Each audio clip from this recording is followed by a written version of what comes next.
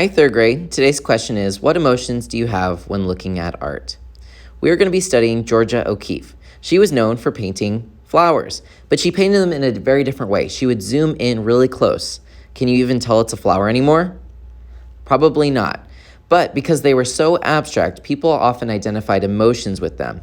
They reminded them of certain emotions that they felt when they looked at her paintings. Your challenge is you're going to take the idea of emotion and turn it into color. So, what does warm colors mean to you? Maybe it's exciting. Maybe you want to do cool colors. You want something a little bit more calming. We're also going to talk about complementary colors. Those are colors that side by side pop right off the paper. All right, guys. So what we're going to do is we're going to use our visual journals. We haven't touched these in a while. You're going to open to page 22, so 2-2, and then give me a thumbs up. We are going to plan out a painting. This painting is going to be done on some nicer paper. We're just going to plan it out because this is going to be a little bit tough.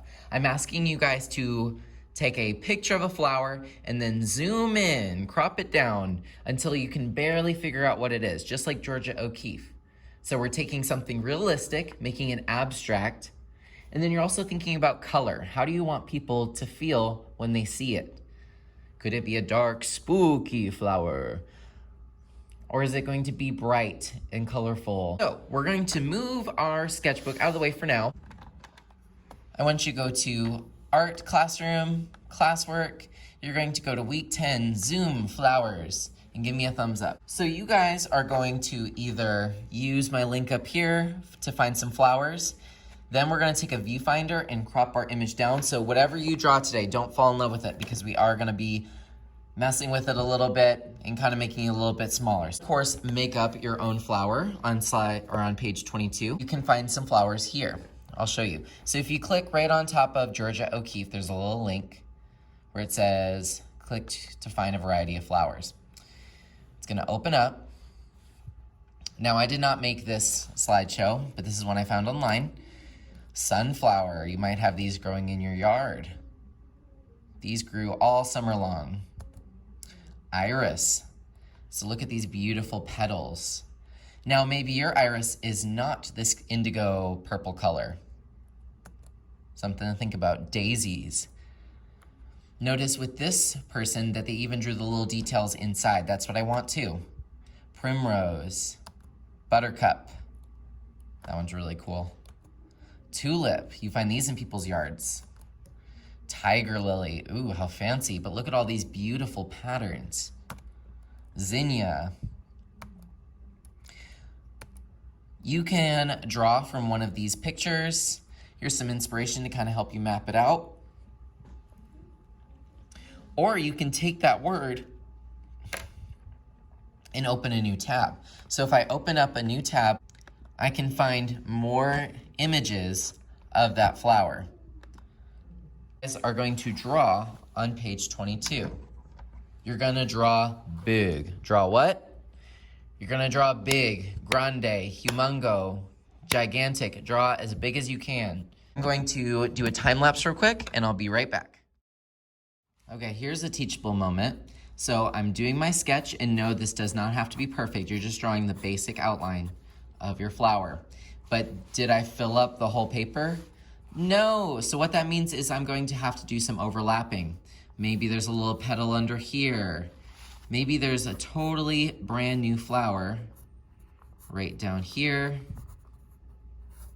Just kind of drawing quickly. This is just a sketch. This is not going to become our painting, but I need to fill it up. Could it be that I have a big old leaf right here? You can make it up. And one under here. And do you see how the drawing's getting bigger and bigger? You definitely want to go big. I can find another picture. I can do more than one flower. That's fine too. But I really need you to fill it up. Alrighty guys, I'm going to give you about 6 minutes to go ahead and pick a flower you want. Draw it as big as you can. And remember, if you have more room, just make it up. Keep on going, overlap, put things behind each other, leaves, add more detail, petals. Do something to fill it up because that's going to be critically important for our next step. Okay, so you have this amazing image. You guys are gonna make a viewfinder. A viewfinder helps us crop down our image. So what you're gonna do is you're gonna get this brown piece of paper, and you're also gonna need a glue stick as well. Yes, we're gonna be gluing a little bit into our sketchbook. What you do is you take the piece of paper and you fold it in half. It doesn't matter if you fold it this way, fold it that way, doesn't matter to me. You're gonna find the fold. Remember, this is called the flap. This is called the fold. You're gonna cut on the fold. I'm gonna cut forward, turn, down, cut. It's important that you cut on the fold. You're gonna have this little piece of paper, that's trash. This is what we need. Look, it's like a little picture frame. And so what you're gonna do is you're going to move it around until you like it. Oh, that's great. Right there, perfect. Once you find an area you like, this is gonna be your plan for your painting next time. You're going to flip this over, give it a little bit of glue. I would not use the white glue. It's gonna be way too messy. Probably should have done that off the page. And then of course, glue it down. Ah, interesting, right? See, that totally changes it when you zoom in. I like that things are going off the page. That's one thing I'm gonna be looking for, that your petals go off the page and I can imagine them over there. So when you have to imagine when we start painting, this is gonna be your plan. You're not gonna see the rest of your sketches anymore. And now you need to worry about color. You can use crayon, you can use colored pencil if you want. You're going to add color to this only inside of this little rectangle. You don't have to add color anywhere else. You've zoomed in and now you're going to add some color, baby, color. You can also go over your lines with marker.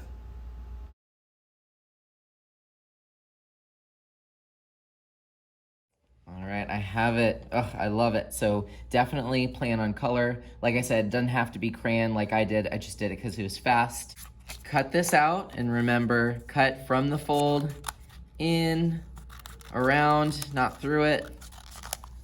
Open it up, take a glue stick, glue it down. Once you've put away your trash, whatever you used for color, and yes, you can use marker to outline if you would like. Put away the glue stick, scissors. You need to take a photo of this for your portfolio. Is at the top of classwork, third grade art studio. And this time we're in the painting unit. By the way, remember there's a shortcut on slide 3. And this time painting unit is green, so you can click it, and it takes you to the unit. We are going to be posting a photo on slide 25. Slide 25, you would press insert, image, camera, take a photo of your sketch with color. It needs to be 100% color. I want to know what kind of paints you'll need. You can put this on the back counter if it is dry. If it is still gluey to the touch, then put it on the drying rack. Don't forget to change the background right there to at least a color, or maybe you can add a picture of the flower as a background. Once you've done that, you can choose a new activity. Have a great day, guys, and I can't wait to start painting with you next time.